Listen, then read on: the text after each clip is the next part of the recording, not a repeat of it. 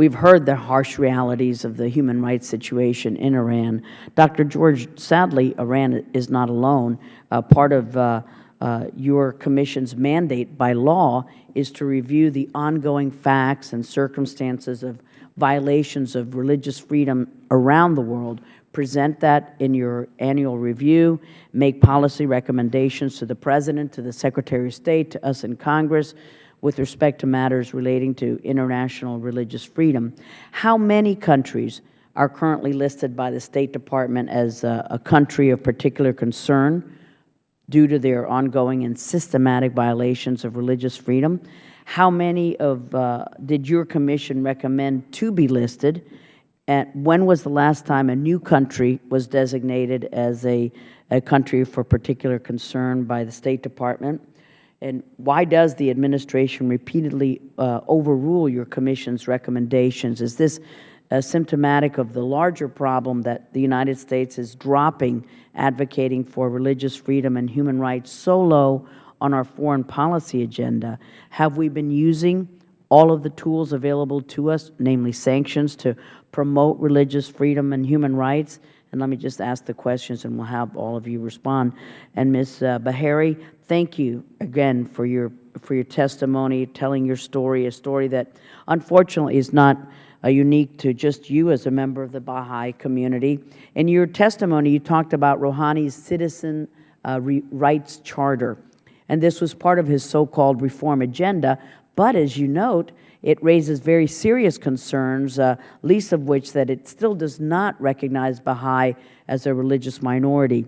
Rouhani, do you believe, has ushered in an era of reform and moderation, or is he really just another man in part of the inner circle of the supreme leader who has managed to fool so many with his smooth talking and empty promises, the so-called window of reform?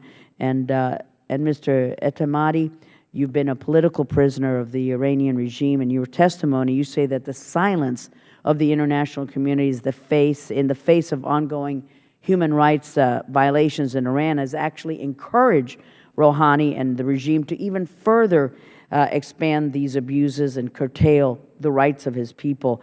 Has the rush by the media in the West to anoint Rouhani as a reformer and moderate blinded us to his real nature, because we want to believe that he can change Iran, and the administration's push for a nuclear deal without pursuing the human rights track as well has emboldened the Iranian regime to continue committing these atrocities without repercussions? And we will begin with Dr. George, if you could be brief in your remarks. Thank you again, Madam Chairman. I want to address one of the points you made well into your question, and that is this question of silence, international silence, silence sometimes from those of us here in the United States. As I said in recent testimony to Chairman Smith's committee, there is a time and place for quiet diplomacy, yes. I can tell you some examples from our own experience at the Commission where that time and place have existed. But most of the time, staying quiet simply encourages the human rights abusers to continue the human rights abuses. Most of the time, what we need are vocal forms of resistance, criticism of these abusive regimes, and that's certainly true here with Iran.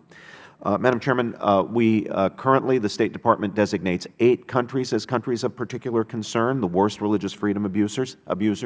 These are Burma, China, Eritrea, Iran, North Korea, Saudi Arabia, Sudan, and Uzbekistan.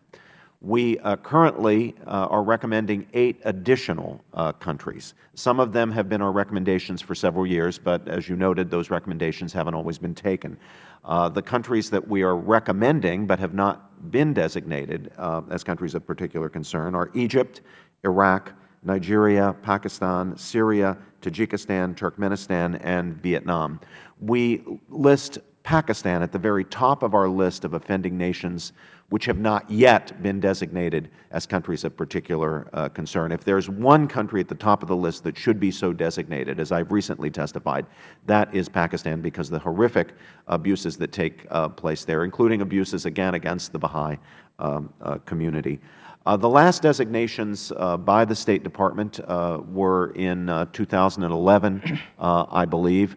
We strongly advocate annual designations. If annual designations aren't made, the designations become, in the words of my colleague, the Vice Chairman of our Commission, Katrina Lantos Sweat, the daughter of the great Tom Lantos, the human rights activist and congressman, as she says, these recommendations become part of the wallpaper, and nobody notices them anymore. We really need the annual designations, and we're pressing our leadership, whether it's a Republican administration or Democratic administration, it doesn't matter. We want them to make these designations on an annual basis.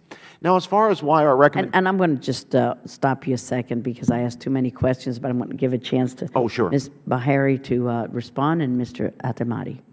Thank you. As you mentioned, with respect to the Baha'is in particular, the rights discussed in the Charter apply only to religious minorities officially recognized by the Iranian Constitution, which excludes Baha'is. As to Mr. Rouhani's moderate practices, as an Iranian, I've been hopeful. And as a Baha'i, we are strictly nonviolent and obedient to the government we live in. We participate in no partisan politics. We have noticed that in the last year, since Mr. Rouhani's presidency, we've had cemeteries that have been desecrated. We have had Mr. Rezvani killed and a family stabbed in their home in February of 2014, and there have been no progress in the investigation of their case. Just as of yesterday, there was a report from the Baha'i International News that in January, this was the cataloged anti-Baha'i articles that were on websites and so forth. In January, there was 55. In February, there was 72. In March, there was 93, April, 285, and in May, there were 366 anti-Baha'i. So, thank you very much. Yeah. And Mr. Atamati. Thank you. Actually, the real power in Iran is under the hand of Ali Khamenei, the supreme leader.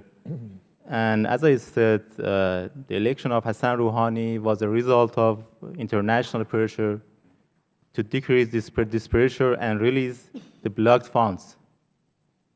Actually, Rouhani doesn't have enough power to change the situation of human rights in Iran, and I don't think so.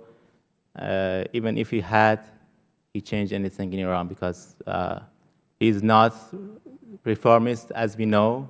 He's very close to Mr. Khamenei, and actually, I think it's to show the regime to show him as a reformist. Thank you very much. Thank you.